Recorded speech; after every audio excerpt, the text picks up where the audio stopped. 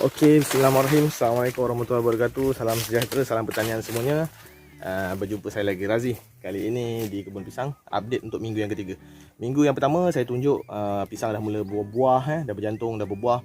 Minggu yang kedua saya tunjuk macam mana kita nak apply baja MOP ataupun Muriate of Potash untuk menambahkan lagi berat dan saiz buah. Dan hari ini adalah minggu yang ketiga, update. Hari ini kita nak membungkus pisang.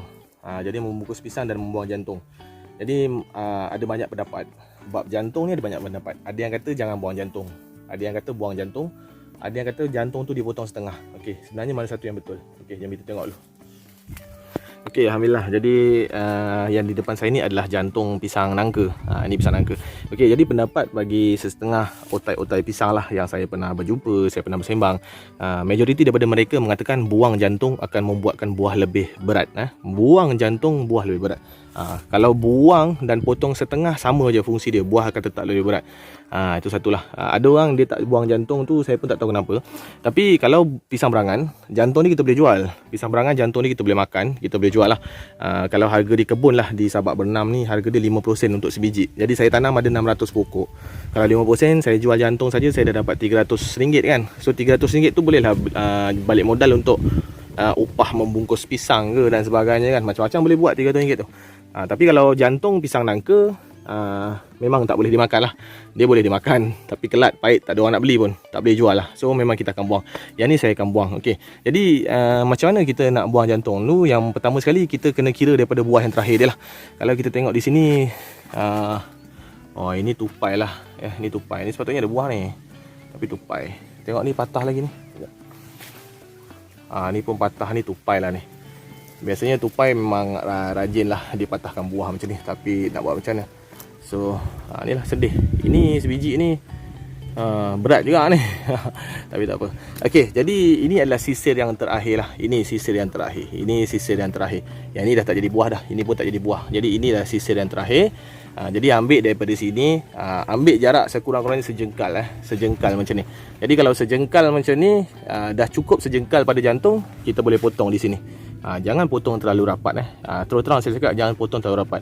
Kenapa jangan potong terlalu rapat? Kalau kita potong terlalu rapat, di hujung bahagian yang bekas jantung potong ni akan sedikit membusuk. Dia akan sedikit membusuk. Dan kebiasaannya pisang akan menjadi tumpuk-tumpuk kehitaman. Walaupun dibungkus, walaupun dibungkus dia akan jadi tumpuk-tumpuk kehitaman. Itu biasa, normal. Kalau saya tanya banyak otai-otai pisang pun dia akan cakap, kalau potong jantung terlalu awal, kalau rapat ni, kalau potong sini terlalu awal ataupun terlalu rapat, bintang pula, pisang dia akan sedikit kehitaman, dia ada tumpuk-tumpuk hitam. Jadi di sinilah saya akan potong lah. Saya ambil sisir ni sampai sejengkal. So saya akan potong kat sini, betul-betul atas ni. Dan peralatan untuk memotong jantung pisang ni, pastikan peralatan yang digunakan untuk memotong jantung pisang adalah satu yang tajam. Kalau macam saya suka guna jenis sabit yang ada gerigi macam ni. Dia mudah. Sabit yang gerigi macam ni sangat mudah lah. Dia lebih tajam daripada pisau yang biasa kalau untuk pisang. Tengok, kalau macam ni saya tarik, mudah saja, dia akan turun lah. Dan yang pastikan jangan digunakan pada pokok yang sakit. Kerana kalau kita gunakan peralatan kita ni untuk pokok pisang yang sakit, contoh kita bersihkan pokok pisang yang sakit, kena mokok ke apa dan sebagainya, kita guna pula pada pisang yang sihat, pisang ni akan turut jadi sakit walaupun dia dah berbuah. Okey, so sekarang saya akan potong. Saya akan potong saja. Jangan risau, kita potong ni dengan yakin. Okey, nampak? Kosong. Dah potong. Okey, so lepas kita potong ni, barulah sekali kalau nak membungkus ni, kita perlulah ada pembungkus pisang, betul lah.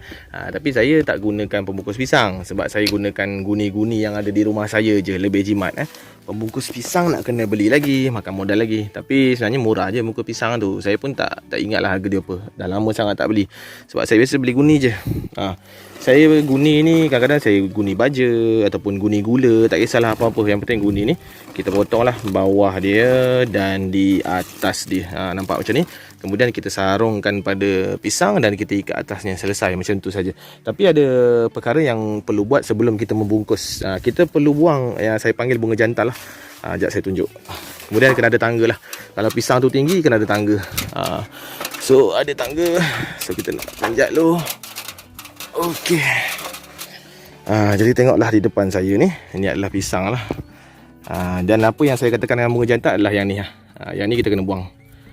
Ni biasanya saya buang. Ni kita buang lah sebelum kita membungkus. Biasanya kalau kita buang ni, pisang akan lebih besar lah, besar. Jadi saya cakap ni, apa yang saya praktikkan, apa yang saya buat, apa yang saya kongsikan dengan kawan-kawan semua, bukan sekadar apa orang kata teori ataupun omong kosong, tapi memang inilah caranya. Sejak dari dulu lagi saya menanam pisang, dan rakan-rakan lain otai-otai pisang di area sini yang saya dah belajar dengan diorang. Ni kita memang kena buang. Yang ni saya panggil bunga jantan. Dia rupa dia macam bunga cengkeh ni kan. Buang, patah-patahkan dia, barulah kita akan bungkus. Saya pun tak tahu dia punya kat mana dia punya, orang kata relevan dia di mana. Penerangan secara saintifik saya tak tahu, tapi memang beginilah caranya dari dulu. Ni ramai orang tak tahu ni, ataupun ramai orang tahu tetapi dia tidak mahu berkongsi dengan rakan-rakan lain. Biasalah, kadang-kadang orang ni ilmu yang dia dapat tu mungkin dia dapat tu susah, jadi tak semudah-mudahnya lah dia nak kongsi ilmu dengan orang. Tapi macam saya rasa lagi banyak ilmu yang saya kongsi dengan kawan-kawan. Lebih banyak ilmu dan keberkatan di dalam rezeki saya. Sebab tu saya akan kongsikan je, tak ada masalah. Ni buang kering. Jadilah togel macam ni, nampak. Dia dah tak ada lah. Orang kata ada setengah tempat dia panggil bunga jantan, tapi saya pun tak tahu bunga jantan ke apa. Kami di sini panggil dia sebagai puntel-puntel aje lah. Tu orang Jawa sini panggil. Okey, dah macam ni, dah clear, dah buang semua bunga-bunga jantan nampak barulah kita akan membungkus. Okey, jom. Tapi sebab saya hari ni seorang, tak adalah yang nak tukang rakamkan saya membungkus. Jadi saya akan bungkus dulu, kemudian saya akan tunjuk kejadiannya selepas saya bungkus macam mana rupanya. Boleh Okey, saya bungkus sekejap. Okey, dah pun selesai membungkus. Okey, jadi macam lah kejadiannya. Okey, boleh intai daripada bawah ni. Itulah dia. Moga-moga membesar dengan sihat. Okey, nampak inilah dia. Jadi cara nak membungkus pisang nangka dan pisang berangan ke pisang restali semua sama. Semua macam ni. Kita sarungkan dengan guni, atas tu ikatlah pakai tali rapia ke apa ke sepulang. Masing-masing nak guna guni boleh, nak guna plastik pembungkus pisang pun boleh. Tapi jangan plastik jernih lah. Jadi sebenarnya ada juga yang orang tanya, apa beza pisang yang dibungkus dengan yang tidak dibungkus? Okey. Jadi mula sekali kita tahu. Di sebelah sana lot pisang berangan. Itu adalah pisang berangan. Pisang berangan dia ada grade A dan juga B. Jadi bungkus grade A, B, kalau yang tidak dibungkus adalah grade B. Grade A harga dia lebih mahal daripada grade B. Sekarang ni harga pisang berangan harga kebun. Grade A adalah RM2 ke RM2.50. Itu adalah grade A. Bermakna grade A adalah pisang yang dibungkus. Bagi pisang yang tidak dibungkus pula adalah daripada RM1 ke RM1.50. Jadi jauhkan bezanya. Jadi lebih baik kita bungkus. Jadi kalau macam pisang nangka pula ada grade ke? Okey. Pisang nangka dia tak ada grade. Pisang yang untuk goreng ni biasanya tak ada grade. Dia tak ada A, tak ada B. Bungkus tak bungkus harga tetap sama. Tetapi perlu diingat pisang jika dibungkus ianya lebih cantik dan dia akan lebih berat sedikit daripada yang tidak dibungkus. Biasanya dia akan berat, dia akan tambah sekurang-kurangnya 1 kilo ke 2 kilo. Saya pun dulu tak tahu benda ni. Tapi yalah, saya banyak bergaul dengan pakar-pakar pisang, otai-otai yang dah lama dah main pisang ni, bertahun-tahun. Jadi dia orang kata pisang kalau dibungkus dia lebih berat. Lebih berat. Itulah dia. Itu sedikit lah petua dan ilmu lah yang saya dapat kongsikan untuk hari ni. Seterusnya saya akan bungkus pisang tanduk pula. So macam nak bungkus pisang tanduk? Jom kita tengok pula. Jom. Okey, ini pisang tanduk. 1, 2, 3. Nampak tak? Saya malah lah nak jalan jauh. Okey, jadi pisang tanduk pun sama juga cara bungkus dia. Tak ada apa yang berbezakan. Cuma pisang tanduk ni yang menyukarkan sedikit kerana dia agak kembang. Okey, jadi pisang tanduk ni dia tak perlu kita buang dia punya bunga jantan ontel ni. Yang ni, benda-benda yang ni kita tak perlu buang. Sebab dia lain dengan pisang berangan, pisang nangka tadi lain. Sebab ada orang buang pun dia sama saja. Dia macam tu juga. Sebab pisang tanduk ni dia special sikit. Sebab dia tak berjantung kan. Bukanlah maksud saya tak berjantung. Dia akan keluar jantung dulu.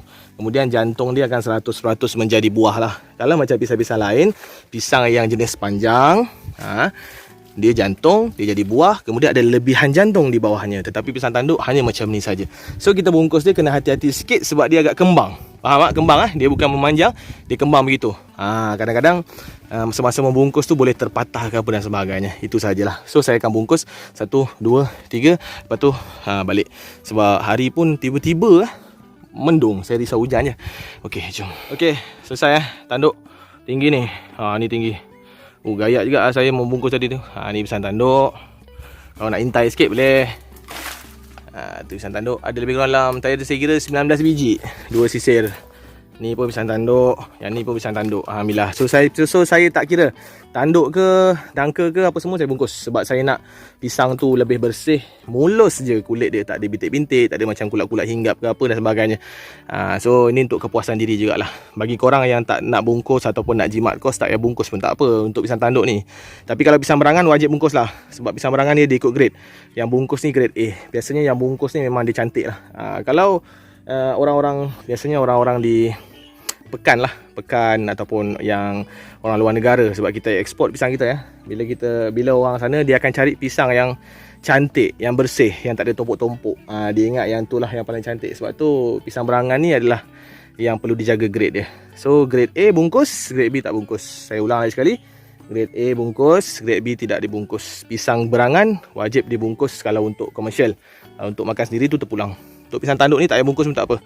Cuma kalau bungkus ni, salah satunya pisang tanduk ni dia akan mengurangkan risiko pecah lah. Pisang tanduk ni mudah pecah kalau musim panas. Musim panas atau terlebih tua dia mudah pecah. Tapi kalau kita bungkus ni dia akan mengurangkan sikit risiko tu lah. Sebab dia terlindung lah sikit pada matahari kan. Okey, saya rasa cukup lah kot. Tengok, tiba-tiba dah mendung dah. Tiba-tiba mendung, saya pun dah penat ni. Jadi saya tak target banyak untuk kebun ni. Sebab yalah, sebelum ni pun saya dah tunjuk depan tu ada banjir dan sebagainya. Kalau kebun ni dapat keluarkan dalam 10 tan pisang pun dah bersyukur. Maksudnya 10 tan tu campur-campur lah. Pisang nangka, pisang berangan, pisang tanduk dan sebagainya. Itu pun dah bersyukur sangat lah. Okay. Jadi saya ambil purata 10 tan tu, rasa purata yang paling banyak lah tu kot. Dengan keadaan pisang saya yang tidak berapa berjaga macam ni. Tapi Alhamdulillah masih diberi rezeki. So kita jumpa lagi di video akan datang. Assalamualaikum warahmatullahi wabarakatuh. Salam sejahtera, salam pertanian semuanya.